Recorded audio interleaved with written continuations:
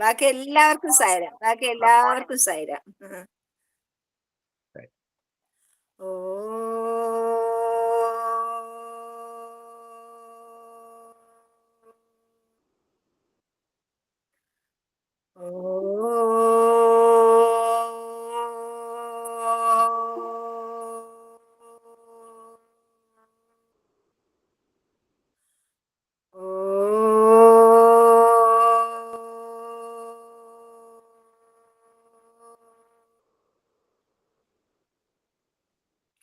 ഓം സായീശ്വരായ വിദ്മഹേ സത്യദേവായ ധീമഹി തന്നഃ സർവ പ്രചോദയാത്. ഓം സായീശ്വരായ വിദ്മഹേ സത്യദേവായ ധീമഹി തന്നഃ സർവ പ്രചോദയാത്. ഓം സായീശ്വരായ വിദ്മഹേ സത്യദേവായ ധീമഹി തന്നഃ സർവ പ്രചോദയാത്. ഓം ശാന്തി ശാന്തി ശാന്തി. ഓം ശ്രീ സായിരാം. തുടങ്ങിക്കോളൂ. ശാന്താകാരം കലുഷഹരണം സത്യസായി സർവേശം പർത്തേവാസം പ്രശാന്തി നിലയം മുക്തിമുക്തിപ്രദാദം നിത്യാനന്ദം പരമചരിതം ദിവ്യചേതോ വികാസം വന്ദേ സായി ഹരിഹരതേജം പരമകല്യാണനാമം. ഓം ശ്രീ സായിരാം.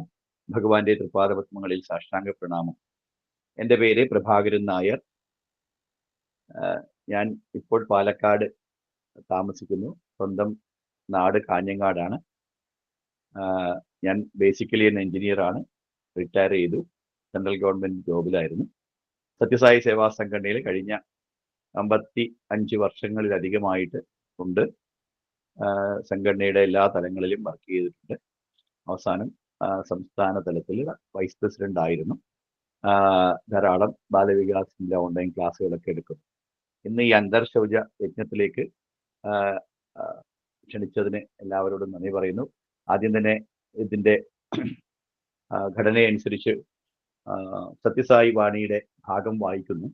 ഇത് 23ാമത്തെ വോള്യം, മലയാളം സത്യസായി വാണി 23ാമത്തെ വോള്യത്തിലെ ഭഗവാൻ ഒരു ആബറ്റ്സ്ബറി, മദ്രാസ് ആബറ്റ്സ്ബറിയിൽ വെച്ച് ചെയ്ത ഒരു പ്രഭാഷണത്തിന്റെ ഭാഗമാണ് വായിക്കുന്നത്. കൃത്യം സമയം പാലിക്കാൻ ശ്രദ്ധിക്കാം. മനസ്സാണ് എല്ലാ ബന്ധനങ്ങൾക്കും കാരണം. സദാ ചിന്താനിരതമായിരിക്കുന്ന മനസ്സാണ് നരജീവിതത്തിൽ പ്രധാനപ്പെട്ടത്. മനസ്സിന്റെ പ്രവർത്തന രീതികളെ തിരിച്ചറിയാൻ കഴിയാത്തതിനാലാണ് എല്ലാ ദുഃഖങ്ങളും ഉണ്ടാവുന്നത്. മനസ്സ് സദാ ചിന്താനിരതമാണ്. മനസ്സിന്റെ ഈ പ്രധാന കൃത്യം ശരിക്കും ഗ്രഹിക്കേണ്ടതുണ്ട്.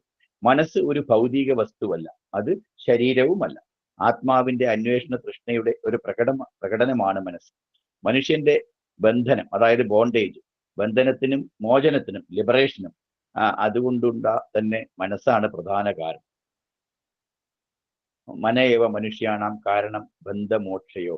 ലൗകിക കാര്യങ്ങളിലേക്ക് മനസ്സ് തിരിയുമ്പോൾ അത് ബന്ധന മാർഗമാകുകയും ഈശ്വര സന്നിധിയിലേക്ക് ചായുമ്പോൾ അത് മോചന മാർഗവുമാകുകയും ചെയ്യുന്നു. മനസ്സിന് ലൗകിക വസ്തുക്കളോട് ആസക്തി ഉണ്ടാകുമ്പോൾ അത് ബന്ധനത്തിനുള്ള ഉപാധിയാകും. ഈശ്വര ചിന്ത മാത്രമുള്ള മനസ്സ് നിസ്സംഗമായിരിക്കും. അതുകൊണ്ട് മനസ്സിനെ ഈശ്വരനിലേക്ക് നയിക്കലായിരിക്കണം മനുഷ്യന്റെ പ്രധാന ലക്ഷ്യം. അവർണ്ണനീയമാണ് മനസ്സിന്റെ കഴിവ് അഥവാ ശക്തി. കാറ്റിനേക്കാളും പ്രകാശത്തെക്കാളും വേഗതയാർന്നതാണ് ചിന്തകൾ. ഇത്രയും മഹത്തായ ശക്തിയാൽ അനുഗ്രഹീതനായിട്ടും താൻ ദുർബലനാണെന്ന് മനുഷ്യൻ ചിന്തിക്കുന്നത് തികച്ചും സഹതാപാർഹം തന്നെ. മനസ്സും ഹൃദയവും വെവ്വേറെയാണ്. ശരീരത്തിന് അത്യാവശ്യമായ ഒരു ഭൗതിക അവയവമാണ് ഹൃദയം. അതാണ് ശരീരത്തിലെ എല്ലാ ഭാഗത്തേക്കും രക്തം പ്രദാനം ചെയ്യുന്നത്. എന്നാൽ മനസ്സിലൂടെ പ്രകടമാകുന്നത് ആത്മശക്തിയാണ്. മേധാശക്തിയും ബുദ്ധിശക്തിയും ഒന്നാണെന്ന് ആണ് പൊതുവായ ധാരണ. എന്നാൽ ഇത് ശരിയല്ല. ആത്മാവിന്റെ വിവേചന ശക്തിയാണ് ബുദ്ധി. മേധാശക്തിയും ബുദ്ധിയും തമ്മിൽ പ്രകടമായ വ്യത്യാസങ്ങളുണ്ട്. മേധാശക്തിയെ വിവേകം അഥവാ ഇന്റലിജൻസ് എന്ന് വിളിക്കാം. ബുദ്ധിയെ വിവേചന ശക്തി അല്ലെങ്കിൽ ഡിസ്ക്രിമിനേഷൻ പവർ എന്ന് വിളിക്കാം. വിവേകം ഭൗതികവും നാഡീവ്യൂഹത്തിന്റെ കേന്ദ്ര ബിന്ദുവുമാണ്. ഇതിനെ മനുഷ്യ ശരീരത്തിലെ ഒരു കൺട്രോൾ റൂം ആയി കണക്കാക്കാം. ആത്മാവിൽ നിന്നും ഉടലെടുക്കുന്ന അതിശ്രേഷ്ഠമായ ശക്തിയാണ് ബുദ്ധി. ഭൗതിക ശരീരത്തോടോ ഈ ലോകത്തോടോ അതിന് യാതൊരു ബന്ധവുമില്ല. അതിന് ആത്മാവുമായി മാത്രമേ ബന്ധമുള്ളൂ. അതിന്റെ ലക്ഷണങ്ങൾ ദിവ്യമാണ്. സംസ്കാരമാണ് മൂന്നാമത്തെ അടിസ്ഥാന ഘടകം. ഇതിന് സാധാരണഗതിയിൽ ജീവിത രീതി എന്ന നിർവചനമാണ് നൽകാറുള്ളത്. എന്നാൽ ഈ നിർവചനത്തിൽ ഒതുങ്ങുന്നതല്ല അതിന്റെ ശരിയായ അർത്ഥം.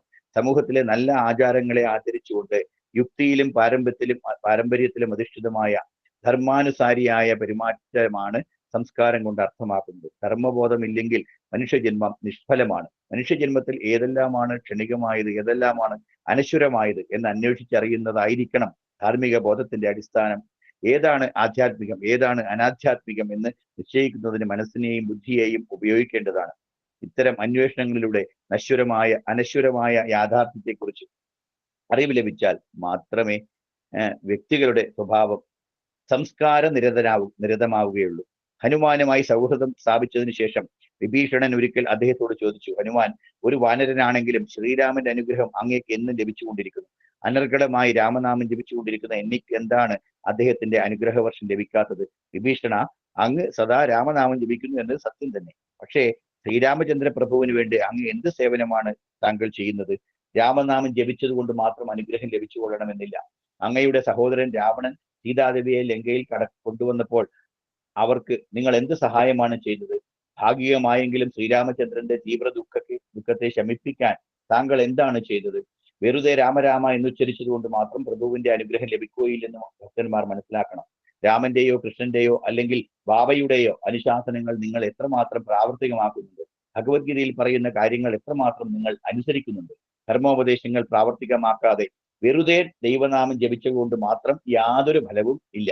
അത് വെറും ഒരു ഗ്രാം ഫോൺ റെക്കോർഡ് തുറന്നു വെക്കുന്നതിന് തുല്യമാണ്. ദൈവനാമം ഹൃദയത്തിൽ നിന്നും മുളച്ച് ഉയരേണ്ടതാണ്. ഇന്ന് കലിയുഗത്തിന്റെ പ്രത്യേക പ്രേരണ മൂലം ജീവിത ലക്ഷ്യം നേരിടുന്നതിന് ദൈവനാമം ഉരുവിടൽ മാത്രം മതിയെന്ന് ആളുകൾ കരുതുന്നു. ഇത് വെറുമൊരു തെറ്റിദ്ധാരണയാണ്. നെഗറ്റീവ് വയറിംഗ് മാത്രം വൈദ്യുതിയിലൂടെ മാത്രം വൈദ്യുതി പ്രവാഹം സാധ്യമാണോ? നെഗറ്റീവ് പോസിറ്റീവ് വയറുകൾ ഒരുമിച്ച് ഉപയോഗിച്ചാൽ മാത്രമേ വൈദ്യുതി ലഭിക്കുകയുള്ളൂ. ഭക്തി അർപ്പണ മനോഭാവത്തോടു കൂടിയുള്ള സേവയിലൂടെയാണ് പ്രകടമാക്കേണ്ടത്. പ്രേമസ്വരൂപരെ, നിങ്ങൾ പ്രേമഭക്തിയോടെ ഈശ്വരനാമം ഉരുവിടുമ്പോൾ, നിങ്ങളുടെ കൈകാലുകൾ ഈശ്വര നിർദ്ദേശങ്ങൾ അനുസരിക്കാനുള്ള ഉപകരണമാക്കി മാറ്റുമ്പോൾ, ഈ വിശ്വത്തെ ഈശ്വരന്റെ പ്രകടിത രൂപമായി കാണുമ്പോൾ ഈശ്വര കടാക്ഷം തീർച്ചയായും നിങ്ങൾക്ക് ലഭിക്കും. ഈ ദൃഢവിശ്വാസം നിങ്ങളിൽ എന്നും ഉണ്ടാകട്ടെ. വെറും നാമസ്മരണ മാത്രം മതിയെന്ന തെറ്റിദ്ധാരണ നിങ്ങൾ ഒരിക്കലും വെച്ച് പുലർത്തരുത്. നാമസ്മരണയോടൊപ്പം പാവന കർമ്മങ്ങൾ ധാരാളം ചെയ്യുക. മാർഗമധ്യയുള്ള പ്രതിബന്ധങ്ങളെ ഗൗനിക്കരുത്. സീതാദേവിയെ അന്വേഷിച്ച് ലങ്കയിലേക്ക് പോയ ഹനുമാൻ മാർഗമധ്യയുള്ള പ്രതിബന്ധങ്ങളെല്ലാം അനായാസം തരണം ചെയ്തു കൊണ്ട് നമുക്ക് നൽകിയ സന്ദേശം അതാണ്. ദൃഢനിശ്ചയത്തോടും അർപ്പണ ഭാവത്തോടും കൂടി ഈശ്വര സേവ ചെയ്യുന്നതിനുള്ള മഹത്തായ ഉദാഹരണമാണ് ഹനുമാന്റേത്. ദിവസവും 5 നിമിഷമെങ്കിലും ദൈവനാമം ഉരുവിടുന്നതിനായി ചെലവഴിക്കുക. അതുപോലെ അല്പസമയം അവശരും അർഹരവുമായ അവരെ സേവിക്കുന്നതിന് വേണ്ടി നീക്കിവെക്കുക. നിത്യ പ്രാർത്ഥനയിൽ ലോകത്തിലെ സമസ്ത സൃഷ്ടികൾക്കും സൗഖ്യം പകർന്ന് നേർന്നുകൊണ്ടുള്ള ഒരു വരി കൂടി ചേർക്കുക. നിങ്ങളുടെ നന്മയും മോചനവും മാത്രം ആഗ്രഹിക്കാതിരിക്കുക. മറ്റുള്ളവർക്ക് യാതൊരു ദോഷമോ ദ്രോഹമോ ചെയ്യാതിരിക്കുക. ഇത് ഒരു ആധ്യാത്മിക സാധനയായി എടുത്ത് നിങ്ങളുടെ ജീവിതത്തെ ശ്രേഷ്ഠമാക്കുക. ഭക്തിക്ക് മാത്രമേ ലോകത്തെ സംരക്ഷിക്കാൻ കഴിയൂ. പ്രേമസ്വരൂപരെ, എല്ലാ സത്യസായി സംഘടനകളും പ്രേമപൂരിതമായിരിക്കണം. വിഘടന ശക്തികൾക്ക് യാതൊരു അവസരവും നൽകരുത്. ജാതിമത വ്യത്യാസങ്ങൾ പൂർണ്ണമായും തള്ളിക്കളയണം. സത്സ്വഭാവം മാത്രമായിരിക്കണം ഏത് സമൂഹത്തിന്റെയും മുഖമുദ്ര. പ്രേമമായിരിക്കണം വിശ്വാസത്തിന്റെ അടിത്തറ. സദാചാരമാണ് ഒരു സമൂഹത്തിന്റെ മൂല്യം നിർണ്ണയിക്കുന്നത്. നിങ്ങൾ ഏത് സമൂഹത്തിൽ ഉൾപ്പെടുന്നു എന്ന ചോദ്യത്തിന് ഉത്തരം ഞാൻ സദാചാര സമൂഹത്തിൽ ഉൾപ്പെടുന്നു എന്നതാണ്. ആരെങ്കിലും നിങ്ങളുടെ മതം ഏതാണെന്ന് ചോദിച്ചാൽ പ്രേമമാണ് എന്റെ മതം എന്ന് ഉറക്കെ പറയുക. ഈ രീതിയിൽ ഈശ്വരനോട് പ്രേമം വളർത്തുക. ഭക്തി മാത്രമാണ് ഈ ലോകത്തെ സംരക്ഷിക്കുന്നത്. ഭരണകൂടത്തിനോ ബോംബിനോ ടാങ്കിനോ ഈ ലോകത്തെ രക്ഷിക്കാൻ സാധ്യമല്ല. ഭക്തർ മാത്രമാണ് ലോക സംരക്ഷകർ. ലോകത്തിന്റെ ക്ഷേമത്തെ മുൻനിർത്തിക്കൊണ്ട് ഭക്തി വളർത്തിയെടുത്ത് നഗര സങ്കീർത്തനങ്ങളിൽ പങ്കെടുക്കുക. ഭഗവാന്റെ അവതാര പ്രഖ്യാപന ദിനത്തിൽ ചെയ്ത ഒരു പ്രഭാഷണത്തിന്റെ ഭാഗമാണ് ഇപ്പോൾ രണ്ടാമത് വായിച്ചത്. സായിരാം. ഇവിടെ വായന ഏതാണ്ട് പൂർണ്ണമാകുന്ന 8 മിനിറ്റോളായി. ഇനി ബാക്കി സമയം അനുഭവ മാഷെ കുറച്ച് ഒരുപാട് അനുഭവങ്ങളുണ്ടല്ലോ, 1-2 10-15 മിനിറ്റ് ഷെയർ ചെയ്യാം. സായിരാം. ഓക്കെ, സമയത്തിനുള്ളിൽ തന്നെ തീർക്കാം. ആദ്യത്തെ അനുഭവം ഒരുപക്ഷെ വളരെ യുണീക്ക് ആയിട്ടുള്ള ഒരു അനുഭവമാണ് ഞാൻ പറയുന്നത്. കുറെ പേർക്ക് അറിയാം, ഇത് കേൾക്കുന്ന കുറെ പേർക്ക് അറിയാം, പുസ്തകങ്ങളിലൊക്കെ വന്നതുകൊണ്ടും പലതവണ ഷെയർ ചെയ്യപ്പെട്ടതുകൊണ്ടും. ആരെങ്കിലും കേൾക്കാത്തവരുണ്ടെങ്കിൽ കേൾക്കുക, അല്ലെങ്കിൽ രണ്ടാമതും കേൾക്കുക കേട്ടവർ. 1986 1986 തിരുവോണത്തിന് പ്രശാന്ത് നിലയത്തിൽ 10 ദിവസം ഡ്യൂട്ടി ചെയ്യാനുള്ള ഭാഗ്യം ലഭിച്ചു. കാരണം അന്ന് ഹനുമാൻ ടോപ്പിലേക്കുള്ള റോഡ് നിർമ്മാണമായിരുന്നു ജോലി. അപ്പോൾ 10 ദിവസം ആ ജോലി ഞാൻ അപ്പോഴേ കോഴിക്കോട് TWRDM എന്നുള്ള സ്ഥാപനത്തിൽ വർക്ക് ചെയ്യായിരുന്നു. ടെമ്പററി ജോബായിരുന്നു. എൻ്റെ M.Tech പരീക്ഷ കഴിഞ്ഞ് അവിടെ തന്നെ പ്രോജക്റ്റ് ഞാൻ ചെയ്തത് അവിടെയായിരുന്നു. അപ്പോൾ ഈവൻ റിസൾട്ട് അറിയുന്നതിന് മുമ്പ് തന്നെ എനിക്കൊരു ജോലി കിട്ടി. ആ ജോലി ചെയ്തുകൊണ്ടിരിക്കുന്നതിൻ്റെ ഇടയിൽ ലീവ് എടുത്തിട്ടാണ് പുട്ടപർത്തിയിൽ പോയി ഈ ഡ്യൂട്ടി ചെയ്തത്. 10 ദിവസത്തിൻ്റെ ഇടയിൽ ഭഗവാൻ കുറേ ദിവസം ഞങ്ങളുടെ അടുത്തൊക്കെ വന്ന് പല തമാശകളൊക്കെ പറഞ്ഞ് ഞങ്ങളെ എൻകറേജ് ചെയ്തു റോഡ് വർക്ക് ചെയ്യുന്നതിൻ്റെ ഇടയിൽ. അവസാന ദിവസം സ്വാമി വിളിച്ച് എല്ലാവർക്കും ഇന്റർവ്യൂ തന്നു, വിഭൂതിയൊക്കെ സൃഷ്ടിച്ചു തന്നു. വളരെ ആനന്ദകരമായ ദിവസമായിരുന്നു. തിരുവോണവും അതിൻ്റെ കൂടെ തന്നെയായിരുന്നു. അതൊക്കെ കഴിഞ്ഞ് തിരിച്ച് വീട്ടിലെത്തിയപ്പോൾ 86 സെപ്റ്റംബറിൽ വീട്ടിലെത്തിയപ്പോൾ എൻ്റെ വീട് ഞാൻ പറഞ്ഞതുപോലെ കാഞ്ഞങ്ങാടാണ്. ഞാൻ പാലക്കാടാണ് B.Tech പഠിച്ചത്. പക്ഷെ M.Tech സൂറത്കൽ REC മംഗലാപുരത്തിലാണ് പഠിച്ചത്. അപ്പൊ കാഞ്ഞങ്ങാട് നിന്ന് ഒരു 1.5 മണിക്കൂറിനുള്ളിൽ സൂറത്കലിലേക്ക് എത്താം. അപ്പൊ ഞാൻ വീട്ടിലേക്ക് എത്തുമ്പോൾ വീട്ടിലൊരു ഇന്റർവ്യൂ കാർഡ് കിടക്കുകയായിരുന്നു. ഇന്റർവ്യൂ കാർഡ് പിറ്റേ ദിവസം എനിക്ക് ഇന്റർവ്യൂ ആയിരുന്നു. ആ ഇന്റർവ്യൂ പാലക്കാടായിരുന്നു. അപ്പൊ പാലക്കാട് എനിക്ക് പ്രത്യേകം മമതയുള്ള ഒരു സ്ഥലമായിരുന്നു. കാരണം 5 വർഷം ഇവിടെ B.Tech പഠിച്ചുകൊണ്ടും പിന്നെ ആ സമയത്തായിരുന്നു ജീവിതത്തിലെ ഏറ്റവും പ്രധാനപ്പെട്ട വർഷങ്ങൾ. കാരണം കോളേജിലും അതുപോലെ സമിതികളിലും നിറഞ്ഞാടിയ ഒരു സമയമായിരുന്നു. പഠിച്ചുകൊണ്ടിരിക്കുമ്പോൾ തന്നെ 3-4 ബാലവിക, ഏകദേശം 100ഓളം ബാലവികാസ് കുട്ടികൾക്ക് ക്ലാസ് എടുക്കാൻ പാലക്കാട്, അതുകൂടാതെ കാഞ്ഞങ്ങാട് ക്ലാസ് എടുക്കുക, ഇതെല്ലാം ഒരേ സമയത്ത് നിർവഹിക്കാനും ധാരാളം സത്സംഗങ്ങളിലും ഇതൊക്കെ പങ്കെടുക്കാനും അന്നത്തെ essay കോമ്പറ്റീഷനിൽ ഗോൾഡ് മെഡൽ ലഭിക്കാനും ഒക്കെ സാധിച്ചു. ആ സുവർണ കാലഘട്ടമായിരുന്നു കോളേജ് പഠനകാലം. എല്ലാവരും കോളേജിൽ പഠിക്കുമ്പോൾ ചെയ്യുന്നത് പോലെയല്ല, ഭഗവാന്റെ പൂർണ്ണമായ അതായത് ഇന്ന് കാണുന്നതിന്റെ എത്രയോ ഇരട്ടി ആക്റ്റീവായ ദിവസങ്ങളായിരുന്നു കോളേജ് ലൈഫിലുണ്ടായിരുന്നത്. അപ്പോൾ പഠനത്തിലും അതുപോലെ പാഠ്യേതരമായ ഇതുപോലെ ഭഗവാന്റെ പ്രവർത്തനങ്ങളിലും ഒരേ സമയം പ്രവർത്തിക്കാൻ ഭാഗ്യം സിദ്ധിച്ചു. കോളേജിൽ തന്നെ ഒരുപക്ഷെ ചരിത്രത്തിൽ ആദ്യമായിട്ടായിരിക്കും കേരളത്തിലോ അല്ലെങ്കിൽ എവിടെയെങ്കിലും ഒരു എഞ്ചിനീയറിംഗ് കോളേജിലെ കുട്ടികളെ ഏകദേശം 300 കുട്ടികളെ ഗായത്രി മന്ത്രം പഠിപ്പിച്ച് ഉരുവിട്ട് 3 വർഷത്തോളം ഗീതാ ക്ലാസ് 100ഓളം കുട്ടികൾക്ക് ഗീതാ ക്ലാസ് ഏർപ്പെടുത്തി അതിന്റെ ചുക്കാൻ പിടിക്കാൻ ഭാഗ്യം സിദ്ധിച്ചു. ഇതെല്ലാം കാരണം പാലക്കാടിന് ഒരു പ്രത്യേക മമതയുള്ള സമയമായിരുന്നു. അതുകൊണ്ട് പാലക്കാട് ഒരു ജോലി ഇന്റർവ്യൂവിന് കിട്ടി എന്ന് പറഞ്ഞപ്പോൾ വളരെയധികം സന്തോഷമായി. പക്ഷെ എന്താ പ്രശ്നം എന്ന് വെച്ചാൽ പിറ്റേ ദിവസമായിരുന്നു ഇന്റർവ്യൂ. എനിക്ക് പെട്ടെന്ന് സംഘടിപ്പിക്കണം സർട്ടിഫിക്കറ്റ്സ്. ഞാൻ ഒരു സർട്ടിഫിക്കറ്റും കോളേജിൽ വാങ്ങിയിരുന്നില്ല, കാരണം അതിനു മുമ്പേ ജോലി കിട്ടിയോണ്ട്. ഉടനെ തന്നെ വീട്ടിൽ നിന്ന് വേഗം സുഹൃത്തുക്കളിലേക്ക് പോയി. ഒരു 1.5 മണിക്കൂറിൽ അവിടെ എത്തി. ട്രെയിനിൽ ബസ്സിലൊക്കെ പിടിച്ച് അവിടെ പോയി. മഴക്കാലമായിരുന്നു. കോളേജിൽ പോയി അവിടുന്ന് course certificate, professional certificate, mark list ഇതൊക്കെ പിൻ ചെയ്ത് പെട്ടെന്ന് വാങ്ങിച്ച് ഒരു പ്രൊഫസറെ കണ്ട് കരഞ്ഞു പറഞ്ഞ് എത്രയും പെട്ടെന്ന് സംഘടിപ്പിച്ചു തന്നു. അത് DMD യൂണിവേഴ്സിറ്റി ആയിരുന്നു അന്ന്. അതുകൊണ്ട് വളരെ പെട്ടെന്ന് നമുക്ക് കാര്യങ്ങൾ സാധിച്ചു. 12-20 മെയിൽ മദ്രാസ് മെയിൽ മംഗലാപുരത്ത് പുറപ്പെടുമ്പോൾ എനിക്കതിൽ കയറണം എന്ന് പറഞ്ഞ് ഓടിപ്പിടച്ച് ബസ്സിൽ വന്ന് സ്റ്റേഷനിലേക്ക് എത്തുമ്പോഴേക്കും ടിക്കറ്റ് എടുക്കുമ്പോഴേക്കും ട്രെയിൻ വിടാൻ തുടങ്ങി. അങ്ങനെ ഓടിക്കയറി ട്രെയിനിൽ. രണ്ടാമത്തെ സ്റ്റോപ്പാണ് എനിക്ക് കാഞ്ഞങ്ങാട് ഇറങ്ങേണ്ടത്. First stop Kasaragod after 60 kilometre. അപ്പോൾ ട്രെയിനിൽ കയറിയപ്പോൾ അതൊരു റിസർവേഷൻ കോച്ചായിരുന്നു. അതിൽ കുറച്ച് ആൾക്കാരൊക്കെ ഉണ്ട്. ഞാനൊരു സ്ഥലത്ത് വളരെ ഓടിക്കിടച്ചു വന്ന് ഒരു സ്ഥലത്ത് വളരെ ആശ്വാസമായിട്ട് ഇരുന്ന് ട്രെയിൻ കിട്ടിയല്ലോ എന്നുള്ള ഒരു സൈഡിൽ ഇരുന്ന് ഇങ്ങനെ ആശ്വസിക്കുകയാണ്. അപ്പോൾ ട്രെയിൻ ഫുൾ സ്പീഡിൽ മൂവ് ചെയ്തു. കുറച്ചു നേരം കഴിഞ്ഞപ്പോൾ എനിക്കൊരു പെട്ടെന്ന് ഓർമ്മ വന്നു, എത്ര മാർക്ക് കിട്ടിയൊന്നും ഞാൻ നോക്കിയില്ല. അപ്പോഴാണ് ഞാൻ മാർക്ക് നോക്കിയത്. അപ്പോൾ എനിക്ക് 4th റാങ്ക് ഉള്ള കാര്യമൊക്കെ കോളേജിൽ എത്തിയപ്പോഴാണ് അറിഞ്ഞത്. അപ്പോൾ അങ്ങനെ മാർക്ക് എത്ര ശതമാനം ഉണ്ടെന്ന് നോക്കാൻ വേണ്ടി ഈ ഇടത് തുടയിൽ ഈ 3 സർട്ടിഫിക്കറ്റും പിൻ ചെയ്ത് വെച്ചിരിക്കുകയാണ്. അതിങ്ങനെ ഇടത് തുടയിൽ വെച്ചിട്ട് വലതുവശത്തേക്ക് തിരിഞ്ഞിട്ട് ഞാൻ പേഴ്സിൽ ഒന്ന് പെൻ എടുക്കാൻ വേണ്ടി നോക്കിയപ്പോൾ പെട്ടെന്ന് അതിസ്പീഡിൽ പോകുന്ന ഈ ട്രെയിനിന്റെ സൈഡിലാണ് ഞാൻ ഇരിക്കുന്നത്. എൻ്റെ തുടയിൽ നിന്ന് ഈ 3 പേപ്പറും പുറത്തേക്ക് പറന്നുപോയി. ട്രെയിനിന്റെ പുറത്തേക്കാണ് പറന്നു. ഒരു നിമിഷം രണ്ടായി. കാരണം ആകാശത്തേക്ക് പുറത്തേക്ക് നോക്കുമ്പോൾ ആകാശത്ത് അങ്ങ് ഉയരെ ഈ പേപ്പർ ഇങ്ങനെ പറന്ന് കളിക്കുന്നതായിട്ട് തോന്നി. അപ്പോഴേക്കും ട്രെയിൻ വളരെ സ്പീഡിൽ മൂവ് ചെയ്യുന്നു. എന്ത് ചെയ്യണമെന്ന് എനിക്കറിയില്ല. പെട്ടെന്ന് ചാടി എഴുന്നേറ്റ് എൻ്റെ തട്ടഹസിച്ച് ട്രെയിൻ പുള്ള് ചെയ്തു. ട്രെയിൻ നിൽക്കുന്നില്ല. ഞാൻ എൻ്റെ എല്ലാം നഷ്ടപ്പെട്ടു എന്ന് പറഞ്ഞപ്പോൾ എല്ലാവരും കൂടി പുള്ള് ചെയ്തു. നിൽക്കുന്നില്ല. കുറച്ച് അപ്പോഴേക്ക് ട്രെയിൻ ഇങ്ങനെ മൂവ് ചെയ്തുകൊണ്ടിരിക്കുന്നത്. അവിടെ നിന്നുള്ള തെക്കോട്ട് നിന്നുള്ള സ്റ്റേഷൻ, മഞ്ചേശ്വരം സ്റ്റേഷൻ, ഇതെല്ലാം ഇങ്ങനെ ഉപ്പള, ഏകദേശം 3-4 സ്റ്റേഷൻ കഴിയുമ്പോഴേക്കും തളർന്ന അവശനായി ഞാൻ അവിടെ ഇരുന്നിട്ടാകുമ്പോൾ TTR ഒക്കെ കൂടി വന്നു. എന്നെ ആശ്വസിപ്പിക്കാനൊക്കെ ശ്രമിച്ചു. ഞാൻ പറഞ്ഞു, എനിക്ക് നാളെ ഇന്റർവ്യൂ ആണ്, എനിക്ക് ഡ്യൂപ്ലിക്കേറ്റ് വാങ്ങിക്കാനൊന്നും സമയമില്ല. അപ്പോൾ ഇത്രയും നേരം ഒരു 10-20 മിനിറ്റ് കഴിഞ്ഞു. അപ്പോഴേക്കും ട്രെയിൻ ഫുൾ സ്പീഡിൽ മൂവ് ചെയ്തുകൊണ്ടിരിക്കുകയല്ലേ.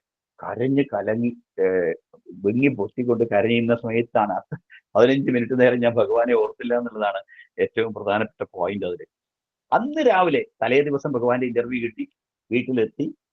ഇത്രയും അനുഭവങ്ങളും ഒക്കെയുള്ള ഞാൻ അന്ന് ആ സമയത്ത് ഭഗവാനെ ഓർത്തില്ല എന്നുള്ളതാണ് ഏറ്റവും സങ്കടകരമായ കാര്യം. അത്രയും നേരം.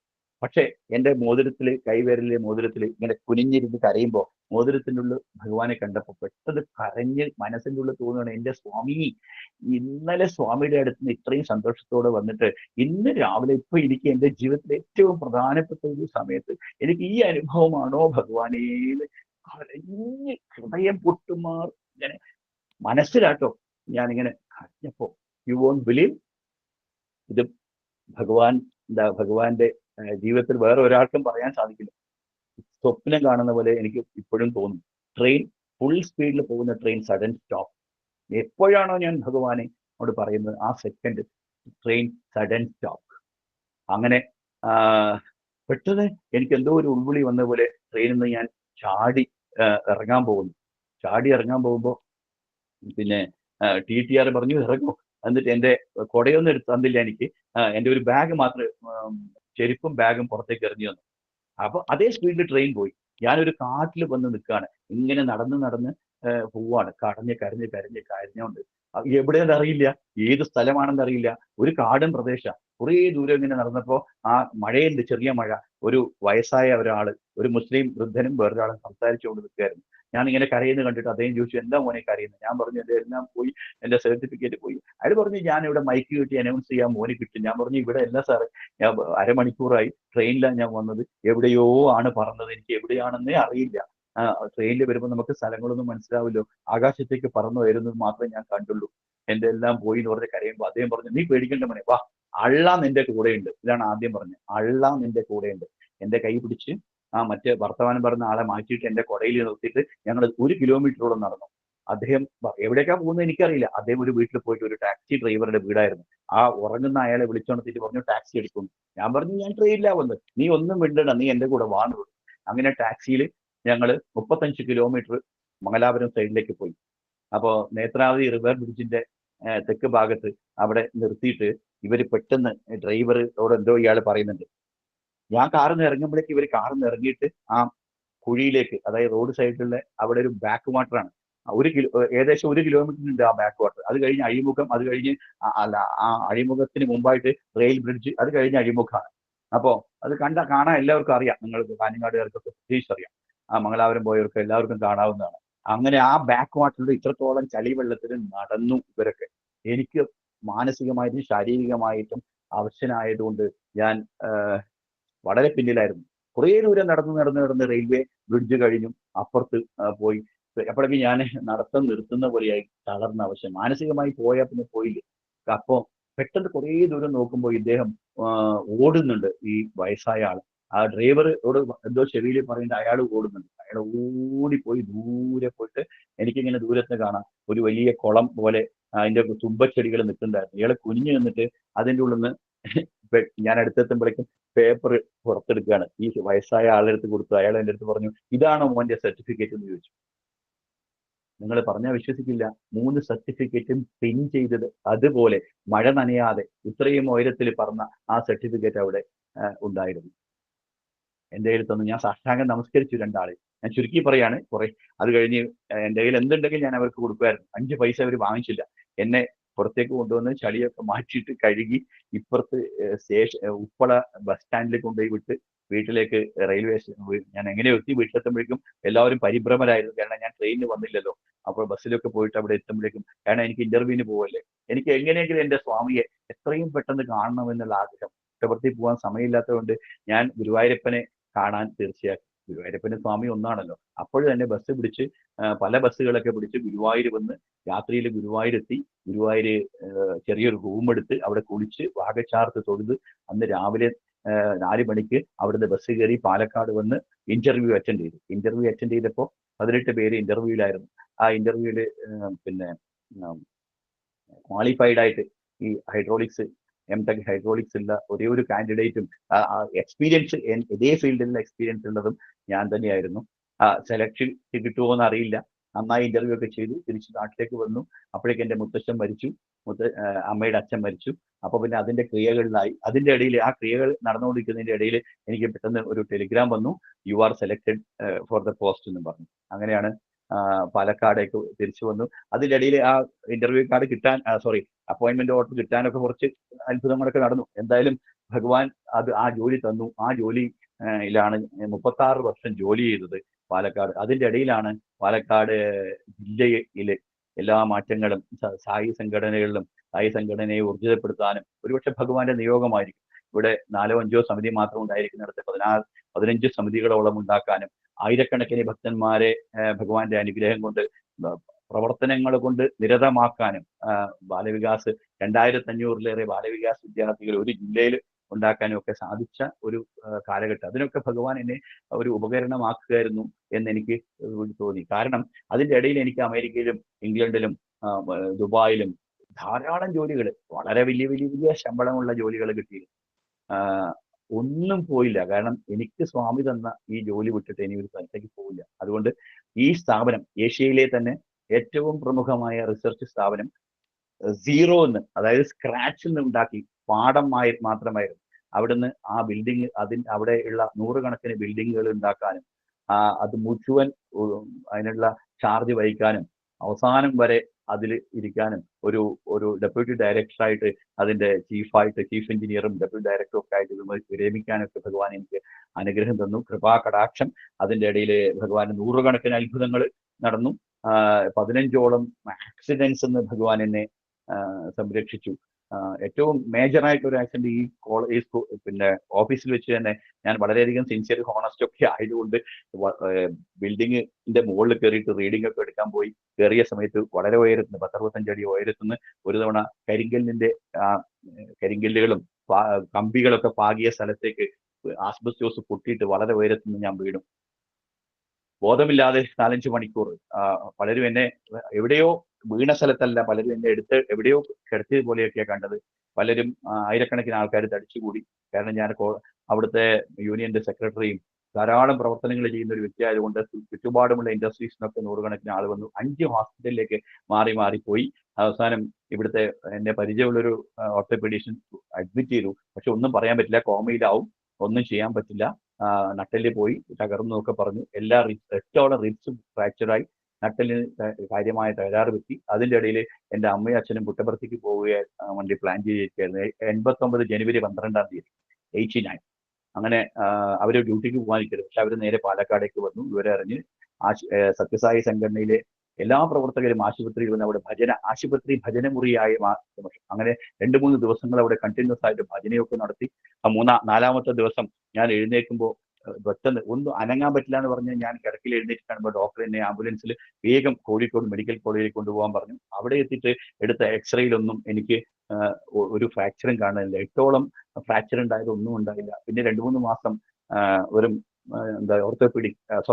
ഫിസിയോതെറാപ്പി ചെയ്തിട്ട് ഫിസിയോതെറാപ്പി മാത്രം മതി, മരുന്ന് പോലും വേണ്ട എന്നൊക്കെ പറഞ്ഞു. അങ്ങനെ കപ്പി ഒക്കെ കെട്ടി, കൈകൾക്കായിരുന്നു പ്രശ്നം. കൈകളൊക്കെ ഇങ്ങനെ കപ്പി കെട്ടി കയറ് കെട്ടി മെല്ലെ 3 മാസത്തോളം അമ്മ വാരിത്തന്ന ചോറും കഴിച്ച് ഒരു 2ാം ജന്മം ലഭിച്ചു. അതിന്റെ ഇടയിലും വേറെയും കുറേ ആക്സിഡൻസ് എനിക്ക് നടന്നു. ഇതൊന്നും എന്റെ കാരണങ്ങൾ കൊണ്ടല്ല, അതൊക്കെ എന്തൊന്നുമില്ല. പക്ഷെ ഇതൊന്നും ഞാൻ രക്ഷപ്പെടുത്തുന്നൊന്നുമല്ല ഇപ്പൊ പറയാറ്. കാരണം കൂടുതൽ നമുക്ക് മനസ്സിലാവുന്നതോറും സ്വാമി എന്തോ ഒരു നിയോഗം, അത് രക്ഷപ്പെടുത്തലാണോ അതിന് ഈ ശിക്ഷയാണോ എന്ന് നമുക്കറിയില്ലല്ലോ. ഭഗവാൻ ഈ ഭൂമിയിൽ സ്പിരിച്വലി പറയുകയാണെങ്കിൽ ഇതൊന്നും രക്ഷപ്പെടുത്തലായിട്ട് പറയാൻ പറ്റില്ലല്ലോ. അതുകൊണ്ട് ഭഗവാന്റെ നിയോഗം പോലെ വരട്ടെ എന്ന് മാത്രമാണ്. പക്ഷെ ഇത്രയും കാലത്തിന്റെ ഇടയിൽ ഭഗവാൻ എനിക്ക് തന്ന, അതായത് 17 വയസ്സിൽ ഭഗവാന്റെ കൂടെ അവസാനത്തെ സമ്മർ കോഴ്സിൽ പങ്കെടുക്കാനുള്ള 79ൽ പങ്കെടുക്കാനുള്ള ഭാഗ്യം സിദ്ധിച്ചു. ജീവിതത്തിലെ ഒരു വലിയ വഴിത്തിരിവായിരുന്നു. അതിന്റെ ഇടയിൽ അന്ന് ഞാൻ തീരുമാനിച്ചതായിരുന്നു ഇനിയുള്ള ജീവിതം. കാരണം ഭഗവാൻ അന്ന് പറഞ്ഞിട്ട്, ഭഗവാന്റെ കൂടെ ഇന്റർവ്യൂവിന് 1 മണിക്കൂറോളം സ്വാമിയുടെ കൈ എൻ്റെ ചുമലിലായിരുന്നു. എത്രയോ അവസരങ്ങൾ സ്വാമിയോട് ചോദ്യങ്ങൾ ചോദിക്കാനും സ്വാമി ഐസ്ക്രീം എനിക്ക് വായിലിട്ട് തരാനും ഒക്കെ അവസരങ്ങൾ ഉണ്ടായിട്ടുണ്ട്. ബാംഗ്ലൂരിലെ 60ഓളം വില്ലേജുകളിൽ സെപ്റ്റിക് ടാങ്കിൽ ഇറങ്ങിയിട്ട് ഇങ്ങനെ മലമൊക്കെ വാരി സർവീസ് ചെയ്യുമ്പോൾ സ്വാമി വന്നിട്ട് ഇങ്ങനെ കൈകൊണ്ട് ആംഗ്യം കാണിക്കുന്നതൊക്കെ ഇപ്പോഴും ഇങ്ങനെ എന്താ ഒരു നിർവൃതി അലിയുന്ന രീതിയിൽ സ്വപ്നം കാണാറുണ്ട്, പകലും നോക്കാറുണ്ട്. അതുകൊണ്ട് നിരന്തരമായി സായി സ്മരണയിൽ മുഴുകാനുള്ള ഒരു ജീവിതം സ്വാമി പ്രദാനം ചെയ്തു. അതിനനുസരിച്ച ഒരു ജീവിതം ഭാര്യയെ എനിക്ക് കിട്ടി. ഭഗവത്ഗീത മൂന്നാം ക്ലാസ്സിൽ വെച്ച് പഠിക്കുന്ന ഞാൻ, ആ ഭഗവത്ഗീത കാരണമാണ് എനിക്ക് ഭഗവാന്റെ അടുത്ത് പിന്നെ ഇതിന് പോയാൽ സമ്മർ ക്യാമ്പിൽ പോകാൻ സാധിച്ചത്. കാരണം എനിക്ക് കിട്ടിയ ടോപ്പിക് ഈ ഗീത എന്നായിരുന്നു. ജീവിതത്തിൽ എനിക്കൊരു ഗീതയെ തന്നെ ഭാര്യയായിട്ട് കിട്ടി. 2 മക്കള്, സായി പ്രീതി, സായി ശ്യാം. 2 പേർക്കും ഭഗവാനാണ് ചോറ് കൊടുത്തത്.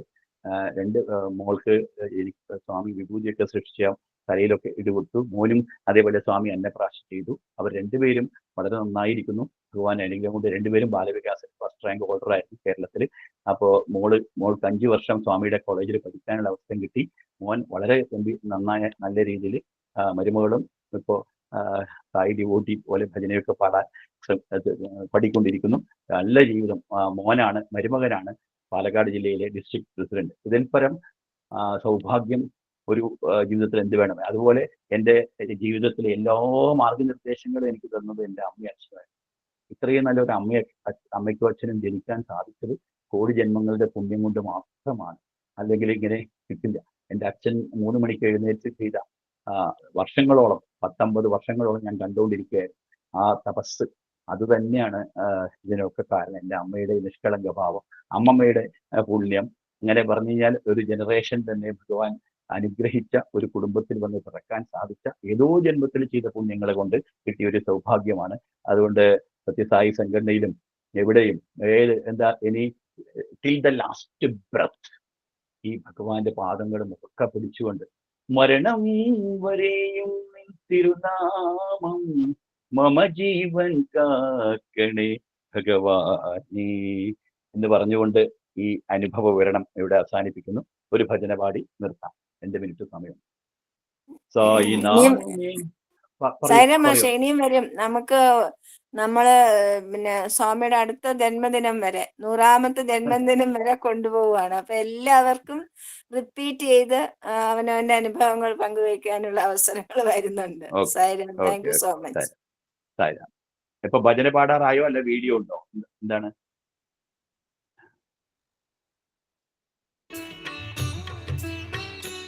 యత్ పిండే తత్ బ్రహ్మాండే అన్నారు. పిండములో ఉన్నటువంటిదే బ్రహ్మాండమునందు కూడా ఉంటున్నది. That which is contained in pinda is present in Brahmanda, the universe. బ్రహ్మాండమును Virata స్వరూపమని, the Brahmanda is the very form of the cosmic form. పిండాండమును అణుతత్వమని, the pindanda stands for atomic మనం power. భావిస్తున్నాము. We consider like that. ఇది చాలా పొరపాటు. It's a mistaken idea. అణువునందు ఉన్నటువంటిదే ఘనమునందు కూడా ఉంటున్నది. That which is present in an atom is present. అణు ఘనమునకు ఎట్టి భేదము కూడా లేదు. There's no difference between microcosm and the macrocosm. చిన్న విత్తనములో ఘనమైనటువంటి పెద్ద వృక్షం ఉంటున్నది. In a small tiny seed there is a gigantic tree. ఈ యొక్క విశాలమైనటువంటి పెద్ద వృక్షమంతా కూడాను చిన్న విత్తనంలోనే ఇమిడి ఉంటున్నది. That big tree is contained within a seed. విరాట స్వరూపమనగా అనేక వస్తువుల యొక్క చేరిక కాదు. The cosmic form is not the combination of objects. అనేకత్వం యొక్క ఏకత్వం కూడాను కాదు. It's not unity in diversity. విరాటత్వం అనగా సర్వస్వం కూడాను కూడినటువంటిదే విరాటత్వం. Cosmic form is the one which exists everywhere. దీనికి వృక్షమునకు విత్తనమునకు ఉండినటువంటి భేదమే. This is the difference between the seed and the tree. విత్తనమునందు మనకు మహావృక్షం మనకు గోచరించదు. Within a seed we don't find the tree. అదే అణుమాత్రమైనటువంటి యొక్క తత్వము. That is the atomic principle there. ఆ అణువునందే ఘనము ఏర్పడి ఉంటున్నది. Within that atom lies the microcosm. ఈ బ్రహ్మాండమైన వృక్షమంతా కూడాను ఈ అణుమాత్రమైనటువంటి విత్తనం నందే ఇమిడి ఉంటున్నది. That huge tree lies within the tiny seed. విత్తనము లేక వృక్షము, వృక్షము లేక విత్తనము ఉండుటకు వీలు కాదు. Without the seed, tree cannot exist, nor the tree without ఇవి the seed. రెండును అవినాభావ సంబంధము, అన్యోన్య ఆశ్రయము. Both are interdependent and interrelated. అదే విధంగానే మానవునకును దేవునకు ఉండేటువంటి వ్యత్యాసము ఏమాత్రం కూడా లేదు. Similarly, there is no difference between God and man. దైవత్వం నందు ఉన్నటువంటి యొక్క దివ్యత్వమే మానవత్వం నందు కూడా ఉంటున్నది. The divinity present in God is present in man. തമാശ പാടിക്കോളൂ. సాయి నామమే బ్రహ్మానందము, సాయి చరణమే దివ్యానందము, సత్య సాయి రూపమే పరమానందము. సాయి నామమే బ్రహ్మానందము, సాయి చరణమే దివ్యానందము, సత్య సాయి రూపమే నయనానందమే. లీలా వినోదమే సాయి సంకల్పము, లీలా వినోదమే సాయి సంకల్పము, ప్రేమానందమే సాయి సౌమ్య రూపము, ప్రేమానందమే సాయి సౌమ్య రూపము. సాయి నామమే బ్రహ్మానందము, సాయి చరణమే దివ్యానందము, సత్య సాయి రూపమే నయనానందమే. లీలా వినోదమే సాయి సంకల్పము, ప్రేమానందమే సాయి సౌమ్య రూపము, ప్రేమానందమే సాయి సౌమ్య రూపము. సాయి నామమే బ్రహ്മാനന്ദമു, സായി ചരണമേ ദിവ്യാനന്ദമു. സായിരാം. നാളെ നമുക്ക് വായിക്കുന്നതൊക്കെ നമ്മുടെ ശ്രീ KP രാമചന്ദ്രൻ സാറാണ്. ഉണ്ണിയേട്ടൻ, നാളെ ഉണ്ണിയേട്ടനാണ് വായിക്കുന്നത്. അപ്പൊ എല്ലാവരും പ്രസന്റ് ആവണമെന്ന് അഭ്യർത്ഥിക്കുന്നു. സായി ഉപമ. എവിടെ വിശ്വാസമുണ്ടോ അവിടെ പ്രേമമുണ്ട്, എവിടെ പ്രേമമുണ്ടോ അവിടെ ശാന്തിയുണ്ട്, എവിടെ ശാന്തിയുണ്ടോ അവിടെ ആനന്ദമുണ്ട്, എവിടെ ആനന്ദമുണ്ടോ അവിടെ ഈശ്വരനുണ്ട്. അർത്ഥവത്തായ ഒരു ജീവിതം നയിക്കണമെങ്കിൽ നിങ്ങൾക്ക് എവിടെ നിന്ന് നിങ്ങൾ വന്നുവെന്നും എവിടേക്കാണ് നിങ്ങൾ പോകേണ്ടതെന്നും അറിയണം. കോഹം, ഞാൻ ആരാണ് എന്ന് ജനനം മുതൽ നിങ്ങൾ ചോദിക്കുന്നു, പക്ഷേ ഉത്തരം കിട്ടാതെ ജീവിക്കുന്നു. നിങ്ങൾ ഇത് എൻ്റെ ശരീരം, എൻ്റെ മനസ്സ് എന്ന് പറയുമ്പോൾ നിങ്ങൾ ശരീരത്തിൽ നിന്നും മനസ്സിൽ നിന്നും വിഭിന്നനാണെന്ന് അറിയുന്നു. നിങ്ങൾ യജമാനനാണ്. ശരീരവും മനസ്സും ഇന്ദ്രിയങ്ങളും യജമാനന്റെ ഉപകരണങ്ങൾ മാത്രമാണ്. കോഹം എന്ന ചോദ്യത്തിന്റെ ഉത്തരം നിങ്ങളുടെ ഉള്ളിൽ നിന്ന് തന്നെ മുഴങ്ങിക്കൊണ്ടേയിരിക്കുന്നു. നിങ്ങൾ ശ്വസിക്കുമ്പോൾ സോ എന്നും ഉച്ഛ്വസിക്കുമ്പോൾ ഹം എന്നും പറയുന്നു. അത് സോഹം എന്നാകുന്നു. സോഹം എന്നാൽ തത്വമസി എന്ന ഉപനിഷത് വാക്യത്തിന്റെ വേദവാക്യം തന്നെയാണ്. അത് ഞാനാകുന്നു. സായിരാം.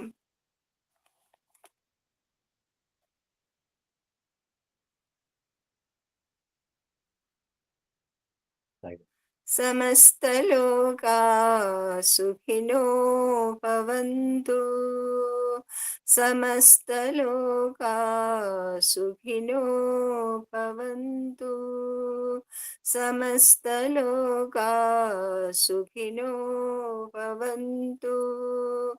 ഓം ശാന്തി ശാന്തി ശാന്തി.